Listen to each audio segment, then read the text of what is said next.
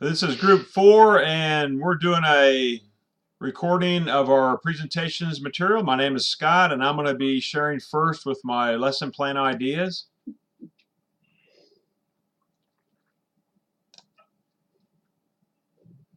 And I'm Alan. I'm Todd. And Todd's here somewhere. All right, great. Can you all see There my you go. screen right now? Yes. Okay, great. The lesson plan that I had to do with the Sure three. can. Okay, so we had the 3 religions of the Middle East, and this is what I normally would do with our students. We just had a blank sheet here, and I'd let them handwrite, fill this sheet in based on some of the information that we had previously learned. For the substitution step of SAMR, we would go to something like this, where I would push out this document on a Google document or maybe a Google presentation, and they could fill in the different bits of information with typewriting and perhaps maybe even color code it. The next step, the augmentation, would add again maybe some visual effects like picture or graphic, again maybe some color coding to sort of augment that graphic organizer there. Then the modification step would include,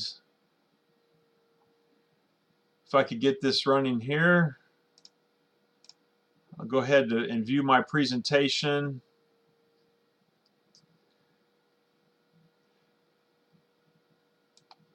Looks like I may not get it all on. It has the 3 categories here, and with the modification, I went ahead and added some links. So it would bring up actually a link with a lot of different information on the graphic organizer itself.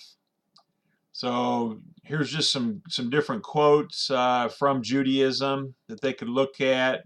The next link here is Christianity. And again, it goes to a different website with different quotes about Christianity and Christian living. They could view those, kind of get a better idea, maybe even more of a comparison as they kind of drill down and dig into the lesson a little bit. And then a link here to different quotes from Islam. So the modification of this lesson would be just more of a drill down and more of an extension into these different religions, not just writing them down, but actually exploring them a little bit and seeing more specifically where the contrasts or the similarities and contrasts are with each of the 3. So we had that, and then the redefinition. I would actually have students use something like Slide Bean, which is how I prepared this example. So I'm going to go into the Slide Bean that I prepared as an example of what actually students could do. So here I've prepared the 3 different religions, sort of using the idea of a slideshow, kind of getting away from the graphic organizer part of it. Also included some video clips. I don't know if you guys can see this right now or not. Yes. Yeah.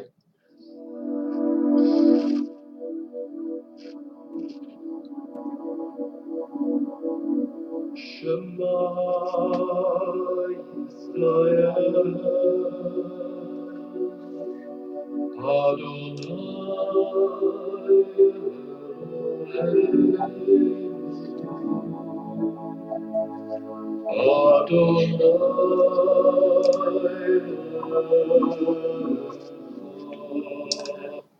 So that would kind of tie into what they were doing with the redefinition. Here I placed a a video of an interview with someone from Judaism. And what my thoughts on this were students could do one of two things. And Alan, I know you had a really good idea with this as a suggestion. Is that they would interview themselves or maybe somebody from that religion in their community.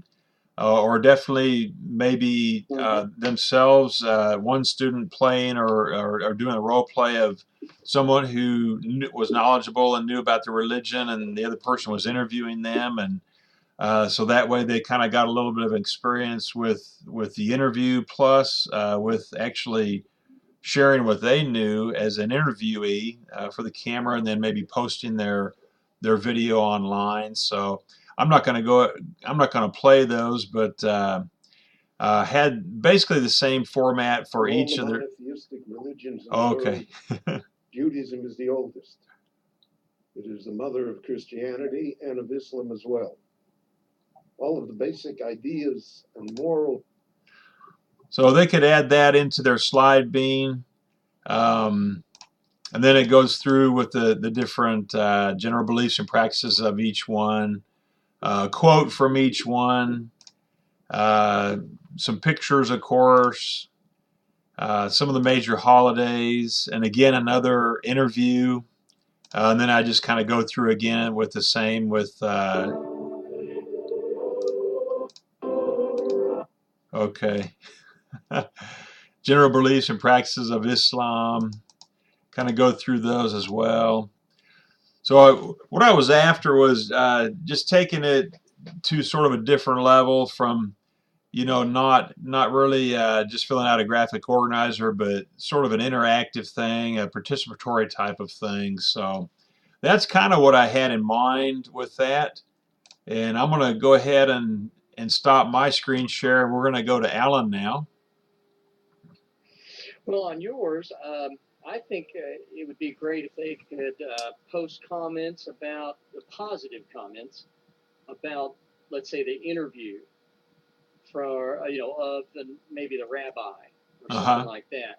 That'd be nice if they could post that. Intelligent questions. They would have to be guided questions, right? And nothing biased, and maybe more factual.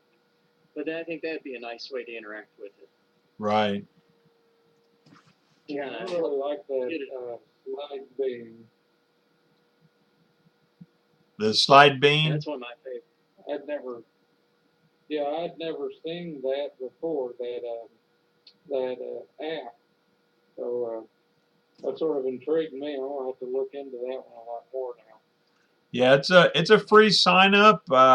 Just go to slidebean.com and it kind of walks you through it.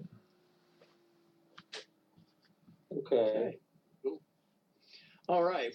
I'll do mine real quick, and mine is, let me see if I get this right. You're going to see the Google Hangout for a second, and we'll get you on the right screen.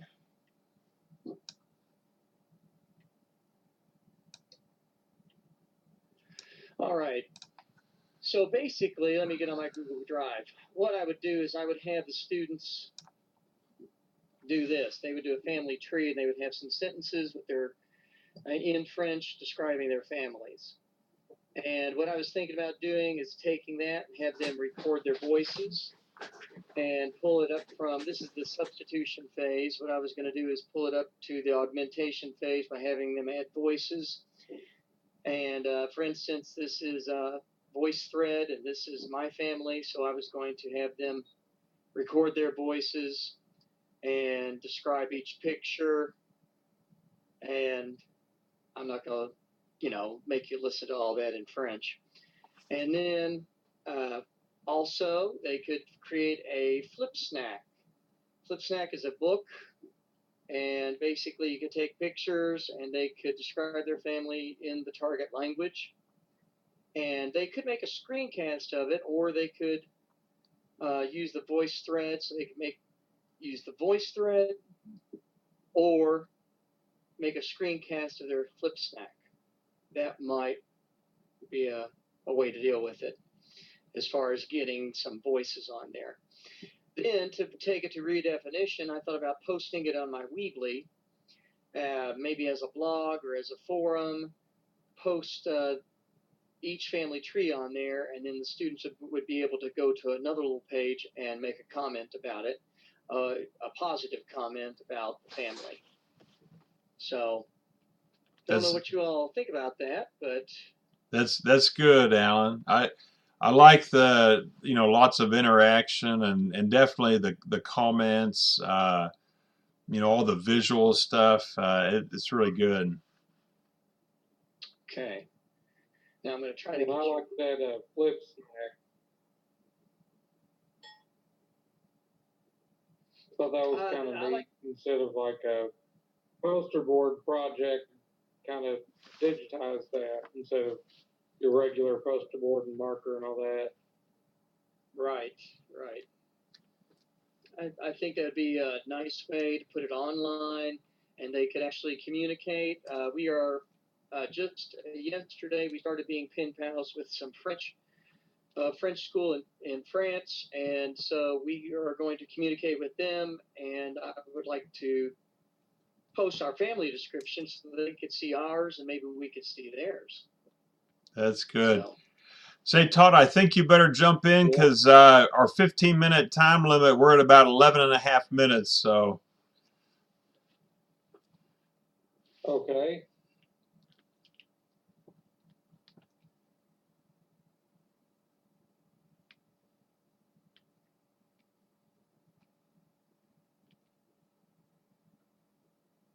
All right. Are y'all seeing my screen?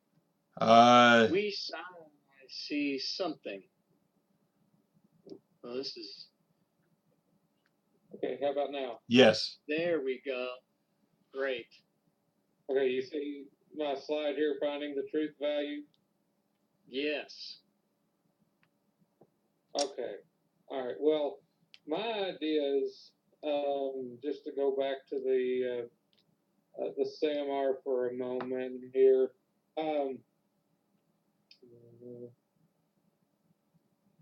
Here it is.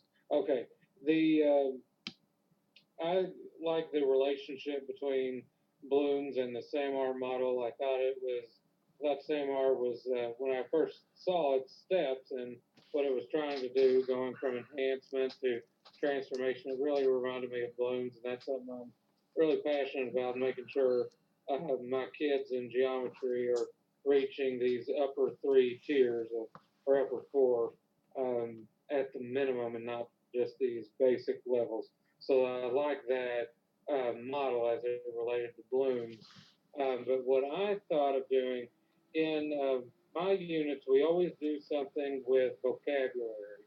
So, for example, my vocabulary is always like they have a table to fill out. One column is the definitions, the terms rather.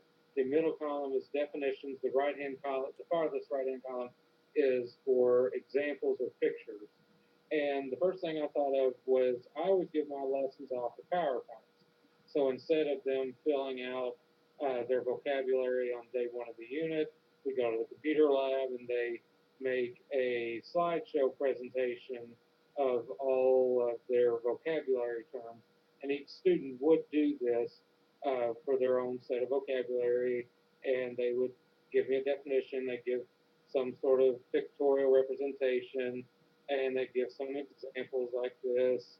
And that I thought covered the first 2 steps under enhancement.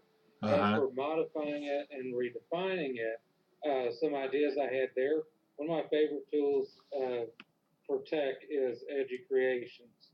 And this is an app that you have on your iPhone or iPad, and you can come up with just a quick lesson and recording of certain topics, and you can post those to the EduCreations website and provide those links so that the students have that available. They could do something like this with their vocabulary, but I also thought of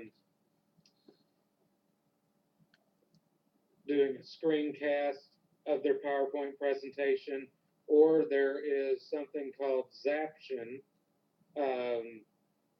which I thought I had that open, but here it is, Zaption. And this is where you could upload that screencast